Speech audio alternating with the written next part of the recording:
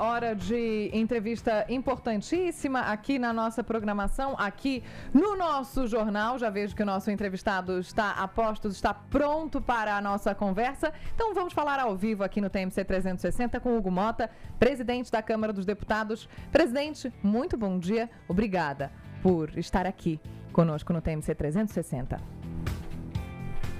Bom dia, Joana. Bom dia, Felipe. Bom dia a todos que nos acompanham pela TMC. É um prazer estar participando do programa. Temos muitos assuntos para tratar aqui com o senhor. Queria começar falando sobre um dos assuntos mais importantes do momento para a população, claro, para parlamentares, para o governo, que é a escala 6x1. Há quem defenda, presidente, que a aceleração artificial das sessões virtuais está comprimindo um debate que, em condições normais, levaria mais tempo para ser amadurecido, discutido, especialmente numa PEC com impacto econômico e social amplo e tão amplo quanto a escala 6x1. O senhor entende que essa estratégia pode passar para a sociedade a impressão de que a Câmara está priorizando velocidade em vez de profundidade no debate? A impressão que nós passamos, Joana, é de compromisso com a classe trabalhadora do Brasil. Nós temos debatido essa matéria desde o ano passado, uma matéria que foi ampla no âmbito das comissões permanentes da Casa. O relator, inclusive, da matéria, o deputado Léo Prates, foi escolhido por mim justamente porque teve, ao longo do ano passado, a tarefa de presidir a comissão de trabalho da Casa e, com isso, debater a matéria de maneira recorrente. Então, nós temos uma comissão que funciona realmente com pessoas tido a capacidade de poder conhecer o assunto de maneira bem detalhada e com certeza nós teremos no mês de maio afunilando, digamos assim, para uma legislativa que possa entregar ao Brasil a redução da jornada de trabalho, mas fazendo isso de forma equilibrada, de forma onde todos eles possam ser ouvidos, os representantes da classe trabalhadora, mas também os representantes do setor produtivo, aqueles setores que são responsáveis por empregar a grande maioria dos trabalhadores do Brasil, são setores importantes, como setores da indústria, do agronegócio, da construção civil, setor de comércio e serviços, justamente para que tenhamos a capacidade de podermos entender a particularidade de cada setor, a particularidade de cada setor precisa ser de forma diferente, porque a escala só não é uma jornada só para todos esses setores. Nós temos diferenciação nesse formato. Então, nós temos que entender que agora, quando a comissão, nesse mês, terá a tarefa de poder afunilar para a proposta legislativa de fato, que nós devemos levar em consideração essas particularidades para que essa jornada venha a ser entregue como uma coisa positiva, que não diminua a produtividade do país e que a gente tenha condição, de fato, de poder, de certa forma, além do ganho financeiro, do ganho econômico, que é importante, sim, para o país, mas podemos também ter levado em consideração o ganho na qualidade de vida. Esses trabalhadores, na nossa avaliação, merecem ter um tempo a mais para o convívio, merecem ter um tempo a mais para cuidar da sua saúde, merecem ter um tempo a mais para o descanso, para que com isso nós tenhamos a condição de, quando eles estiverem em ambiente de trabalho, possam, de certa forma, produzir mais e com isso podermos avançar com essa discussão que já é feita no mundo todo e que, sem dúvida alguma, aqui no Brasil, nós temos a prioridade de poder avançar nessa pauta que interessa a milhões de trabalhadores e trabalhadoras do nosso país. Bom, mudando agora para um outro assunto, antes fazendo uma ressalva, presidente, você que está nos acompanhando, você que está nos assistindo, no comecinho da resposta a gente teve um pequeno problema de conexão, agora estabilizado, né? Qualquer coisa a gente retoma, mas por enquanto deu uma estabilizada, então a gente pode continuar com o presidente da Câmara, Hugo Mota, aqui na nossa TMC, ele que gentilmente cedeu esse espaço da agenda dele para conversar conosco. Então, o segundo tema, presidente, esse primeiro que o senhor destacou, todos nós concordamos, é um tema de interesse nacional, né? Plenamente, seja da classe empregadora, seja da classe trabalhadora. Agora a gente passa para um tema que é também barulhento, mas de um público mais específico, que é a tal da lei chamada de dosimetria, né? Como é que o senhor tem acompanhado esses últimos andamentos, incluindo, é claro, a decisão do ministro Alexandre de Moraes de suspender a aplicação? É um tema que, evidentemente, interessa a mais uma parte da sociedade que de outra parte. Inclusive, né, no fim do ano passado, né, integrantes da oposição disseram: olha, esse tema vai bloquear a agenda do Congresso se ele não sair da frente logo cedo. Então, saiu da frente. E agora, o país anda ou não anda, presidente? Nós tivemos o ano de 2025 girando em torno desse debate da anistia. Talvez eu, enquanto presidente da Câmara, tenha sido a autoridade mais cobrada acerca desse tema ao longo do ano passado e, devido à complexidade dessa matéria, nós tivemos, digamos, não é, que levar um tempo para amadurecer o formato possível que não agravasse a crise institucional aqui em Brasília, mas também dar ao próprio Poder Judiciário a condição de eles reavaliarem penas que possam ter sido concedidas de maneira exagerada contra as pessoas que participaram do triste episódio do 8 de janeiro. E nós encontramos, não é, esse formato da dosimetria depois de um amplo diálogo entre os deputados, diálogo entre a Câmara e o Senado, diálogo com a comunidade jurídica, para que pudéssemos ali construir um instrumento legislativo que pudesse, dentro do nosso arcabouço legal, apontar para uma solução diante dessa situação tão complexa que o nosso país viveu desde o 8 de janeiro de 2023. Aprovamos a dosimetria. O presidente da República, dentro da sua atribuição, entendeu por vetar aquilo que foi aprovado por ampla maioria, tanto na Câmara como no Senado. Com a análise do veto, dentro daquilo que já era esperado, o veto foi derrubado, com mais de 300 votos na Câmara, com quase 50 votos no Senado, para que aquilo que foi aprovado por nós pudesse, de certa forma, vir a ser validado. A lei, então, ela foi promulgada pelo presidente do Congresso Nacional e aí tivemos, não é, o Supremo Tribunal Federal sendo acionado para analisar a constitucionalidade ou não desta lei. E aí o ministro Alexandre decidiu, por liminar, suspender a aplicabilidade da lei. Né? E aí o que nós vamos fazer é, nos autos, nos posicionar para que aquilo que foi decidido pelo Congresso Nacional venha a ser cumprido no que diz respeito a esses casos do 8 de janeiro, a aplicabilidade da lei da dosimetria. Nós vamos defender a aplicabilidade da lei da dosimetria porque esse foi o caminho que foi aprovado por ampla maioria no Congresso Nacional e o veto também do presidente foi derrubado por essa maioria extremamente expressiva nas duas casas. E esperamos e confiamos que o Supremo Tribunal Federal irá, assim, dar aplicabilidade aprovada pelo Congresso nesses casos inerentes à lei da dosimetria. Presidente, eu gostaria de falar com o senhor sobre o episódio das malas que não foram inspecionadas pelo raio-x, num voo que o senhor estava a bordo. O senhor já disse que o seu procedimento de desembarque, ele aconteceu dentro do protocolo obrigatório de aduana. Aliás, foi o primeiro a se posicionar e se justificar sobre esse assunto. Mas é um caso que chama muita atenção, porque o recado que pode ficar para a população é de que aquelas bagagens não foram fiscalizadas porque naquele voo estavam altas autoridades políticas. E essa fiscalização, claro, ela é rigorosíssima não só aqui no Brasil para qualquer e todo brasileiro, como qualquer pessoa no mundo todo. O que o senhor tem a dizer sobre isso?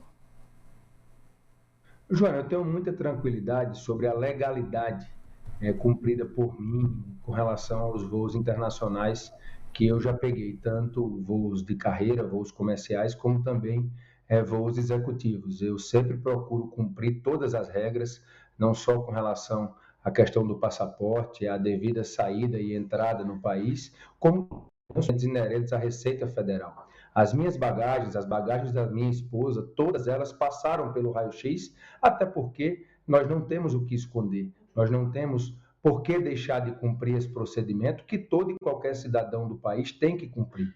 Fazer qualquer ilação de que aquelas bagagens que porventura não tenham passado pelo detector de metais, pelo detector de bagagens, pelo raio-x, como fossem minhas ou da minha esposa, não é verdade. Não é verdade porque a própria filmagem que mostra lá o piloto, não sei, o auditor lá, não sei o que aconteceu, o que estava sendo investigado, que eles passam com aqueles pertences por fora do raio-x, a mesma filmagem pode mostrar que anteriormente a essa passagem, todos nós, né, eu, minha esposa, os demais passageiros, todos nós passamos pelo raio-x e as nossas bagagens, as minhas bagagens de minha propriedade, todas elas passaram pelo raio-x. Fazer essa ilação não é correto, não é verdade. E eu tenho plena convicção de que a Procuradoria-Geral da República, que é quem deverá se posicionar no caso, deverá sim analisar como um todo. Eu estou muito tranquilo com relação a isso. Eu quero que eles aprofundem a investigação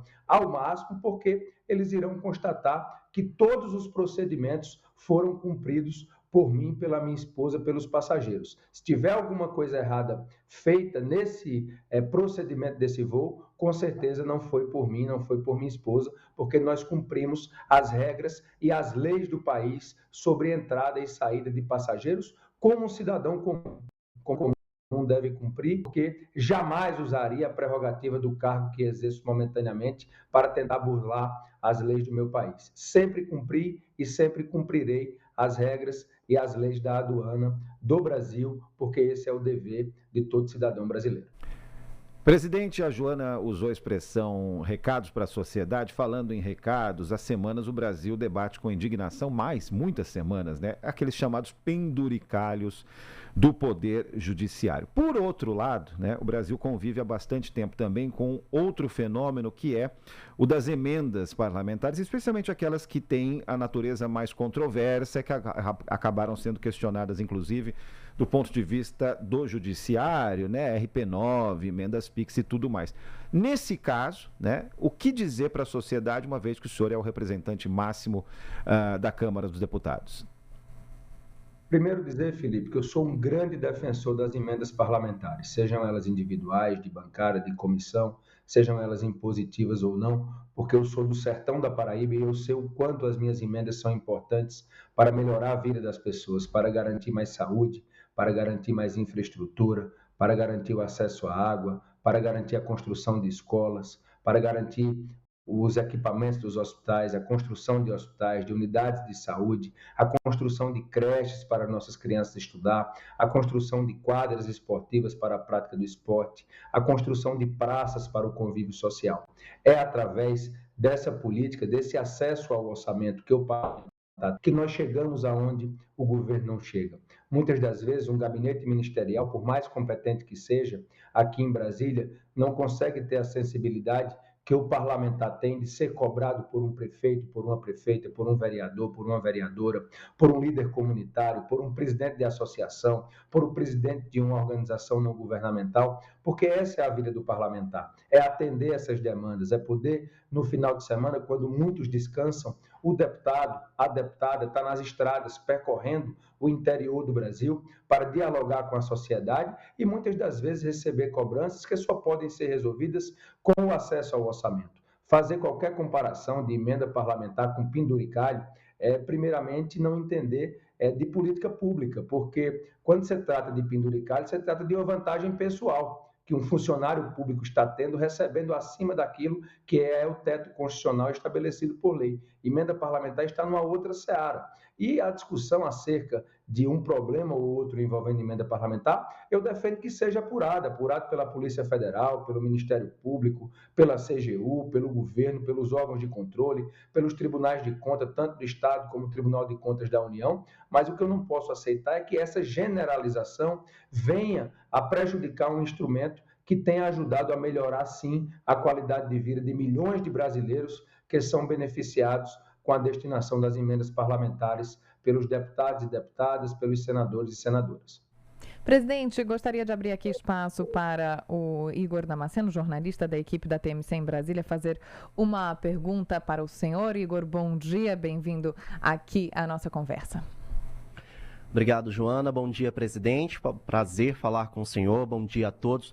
Presidente, vamos falar agora de um outro problema, uma outra reclamação da nossa população, que é a segurança pública. Daqui a pouco o senhor estará presente no Palácio do Planalto para o anúncio do pacote contra as facções criminosas. Só que fontes ligadas ao governo federal afirmam que esse pacote, na verdade, é uma medida que foi tomada pelo governo ao perceber que, supostamente, a PEC da segurança pública acabou ficando um tanto parada ali no Congresso Nacional, deixada de escanteio. Foi isso que a fonte disse, justamente para dar lugar a outras pautas consideradas mais ideológicas. A gente sabe que a PEC da segurança pública agora está ali no Senado Federal, já está parada há 2 meses no Senado, mas a fonte disse que parlamentares da oposição, tanto do Senado quanto da Câmara, estariam se juntando para travar a PEC da segurança pública, porque ela seria uma grande aposta do governo federal para ganhar capital político, haja vista que esse é um ano eleitoral. A minha pergunta para o senhor é se chegou aos ouvidos do senhor, se de fato existe ali essa organização de parlamentares da oposição para não pautar, para não dar mais ênfase na PEC da segurança pública e fazer com que o governo tenha a imagem desgastada. E também qual a importância de termos o Congresso Nacional em um anúncio como esse que vai ser feito daqui a pouco. Obrigado. Quando eu assumi a presidência da Câmara, eu procurei priorizar a pauta da segurança pública, porque essa é uma pauta da sociedade brasileira. Toda e qualquer pesquisa que você fizer, você vai ter como resposta segurança estando, se não na primeira prioridade, entre as 3 primeiras em qualquer estado do Brasil.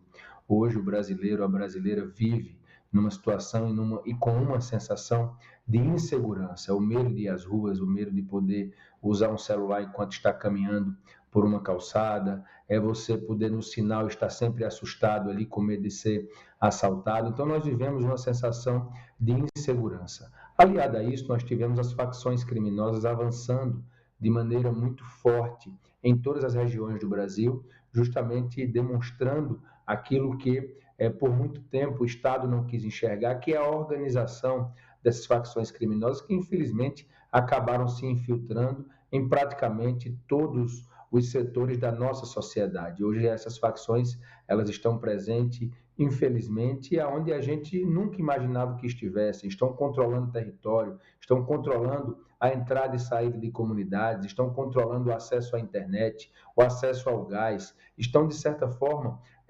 montando ali aquilo que, se nós não tomarmos uma posição, o Brasil tende a viver uma realidade que, infelizmente, outros países já estão vivendo, de um narco-estado. E isso só pode ser respondido com muita firmeza.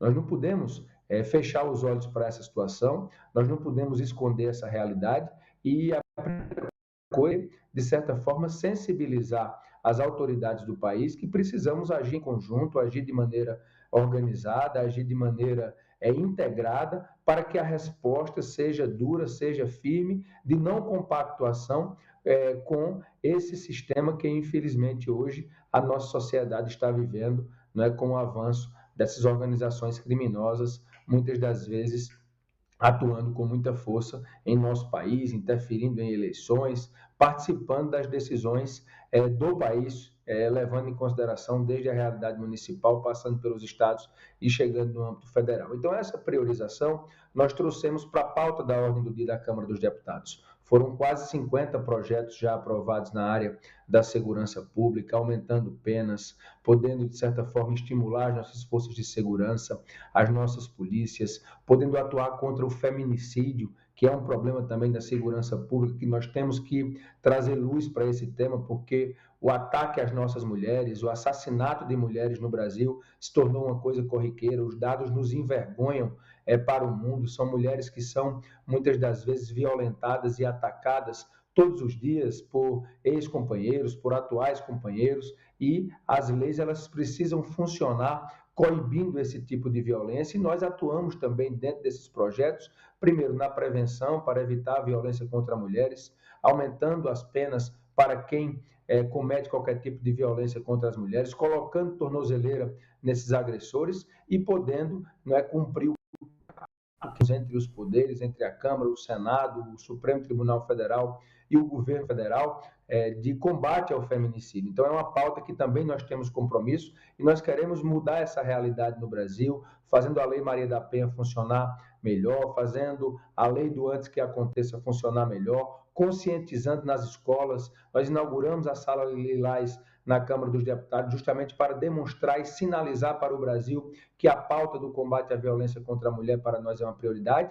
E eu destaco também, dentre as prioridades, e focando na sua pergunta, 2 projetos que nós conseguimos, dentre esses 50 projetos que nós aprovamos, com mais destaque. O primeiro, o projeto de lei antifacção, que foi encaminhado pelo governo federal. Na Câmara, nós escolhemos o relator, que foi o deputado Derrite, que até então era secretário de Segurança do Estado de São Paulo, e nós aprovamos talvez a resposta mais dura já dada ao crime organizado. Inclusive, nós chamamos essa lei de novo marco legal de combate ao crime organizado, dando o nome do ex-ministro da Segurança, Raul Jungmann, a essa lei, porque ela traz novas tipificações criminais, ela traz a chance de poder congelar os bens dessas facções criminosas que tentam, de certa forma, maquiar com atividades lícitas aquilo que é usado para lavar o dinheiro dessas facções que têm a sua receita forte com o tráfico de drogas, com a venda de armas, e nós precisamos dar aos órgãos de controle a condição de poder, de certa forma, sufocar financeiramente essas organizações criminosas, e tudo isso foi feito nesse projeto marco legal de crime organizado, que foi sancionado já pelo presidente da República, e que dá não só às forças de segurança, mas ao próprio Poder Judiciário a condição de poder enfrentar de forma dura o crime organizado no nosso país. E a outra medida é a PEC da Segurança Pública. Na Câmara dos Deputados, nós demos total prioridade a essa matéria, aprovamos na CCJ, criamos a comissão especial e aprovamos no início deste ano, com mais de 400 votos, 490 votos, podemos dizer, a aprovação dessa PEC da segurança, que traz uma nova organização para a segurança pública do país, integra as atividades dos municípios, estados com a União, consegue fazer com que, de maneira estratégica, os dados possam ser compartilhados, que as forças de segurança a nível federal possam atuar de maneira mais veemente no combate ao crime organizado e, com isso, podemos dar ao próprio governo federal a chance de poder, de certa forma, também, com a criação do SUSP, que é o Sistema Único da Segurança Pública, poder financiar mais fortemente o combate ao crime organizado no país, porque nós não vamos ter avanço se não houver mais investimento, se não houver estratégia, se não houver inteligência, se não houver o controle das nossas fronteiras, se não houver o controle dos nossos portos, se não houver o estímulo para que as forças de segurança possam trabalhar de forma integrada, desde o guarda municipal, que está lá hoje na ponta, na rua, até o mais alto escalão aqui do poder da segurança a nível federal. Precisam olhar de forma integrada, de forma onde as ações elas tenham uma estratégia para dar à sociedade, não é, a condição de poder viver em um país mais tranquilo. É por isso que eu tenho a convicção de que essa matéria da segurança ela deve continuar a ser priorizada por todos nós, para que a sociedade brasileira tenha a resposta que precisa e que cobra de nós, que somos responsáveis por representar essa sociedade aqui no parlamento, nos cargos que ocupamos através do voto popular e que temos a obrigação de responder dessa forma. Então, é por isso que nós continuaremos a priorizar a pauta da segurança, continuaremos a dar total prioridade, porque é isso que a sociedade brasileira cobra de nós nesse momento. Presidente, fico feliz de ouvir o senhor falar sobre violência contra a mulher, porque nós sabemos que a insegurança pública e a matéria de segurança pública de violência são muitas vertentes e essa precisa de uma atenção especial porque demanda ações também especiais. Nós estamos vivendo o recorde, trazemos isso aqui diariamente aqui no nosso noticiário. Presidente, para encerrar pelo menos aqui da minha parte, eu queria pedir uma avaliação pessoal para o senhor. O senhor acredita que o presidente da República, qualquer presidente que seja, tem as mãos atadas na relação com o Congresso? Muito tem se falado sobre isso, presidente. Quando você coloca, Joana, as mãos atadas, eu não consigo compreender. Se for sob o ponto de vista político, praticamente tudo que foi enviado pelo Poder Executivo, claro, com as particularidades do Congresso, é trabalho do Congresso, propostas, poder mudar alguma coisa, fazer um ajuste ou outro numa proposta proposta legislativa, praticamente tudo foi aprovado. As medidas que foram enviadas pelo governo federal aqui tiveram uma boa receptividade, porque nós temos que saber separar até a questão política eleitoral daquilo que é importante se fazer do ponto de vista administrativo, e nós temos que respeitar aquele mandatário que está ocupando o cargo com legitimidade popular, através do voto de milhões de brasileiros que o colocaram na função, na responsabilidade de presidir o país. Eu não concordo com essa afirmação, porque quando se trata da relação executivo-legislativo, nós temos tido esse respeito e nós temos, de certa forma, dado a prioridade que é necessária às matérias que são importantes para o governo federal. Eu prefiro muito mais a relação atual, que é uma relação de harmonia, que é uma relação de diálogo, que é uma relação de respeito, do que a relação antiga, quando os parlamentares tinham que ficar com um pires na mão, sendo coagidos pelo governo federal, pelo Poder Executivo, para aprovar as matérias. Eu penso que essa relação de igualdade, ela ajuda o país, ela dá a condição das matérias serem tratadas com mais responsabilidade, com igualdade de posições, com condição de poder o debate ser feito, sem uma subserviência, sem uma dependência que não atende a quem quer que seja. Porque nem tudo que o governo manda está 100% correto. E o parlamento, que tem a legitimidade, principalmente falando da Câmara dos Deputados, pode muitas das vezes agregar, contribuir, colaborar, poder mudar alguma coisa em algum projeto, porque, por exemplo, foi isso que aconteceu no PL antifacção. É indiscutível que a proposta que o governo mandou, ela foi extremamente melhorada, ampliada no parlamento. Por quê? Porque nós escolhemos um técnico da área da segurança, que foi inclusive contestado politicamente quando foi escolhido por mim, mas que o resultado final, que é o que importa, porque a sociedade que nos assiste nesse momento, Joana, não quer saber se a medida para que essa sociedade viva em um país mais seguro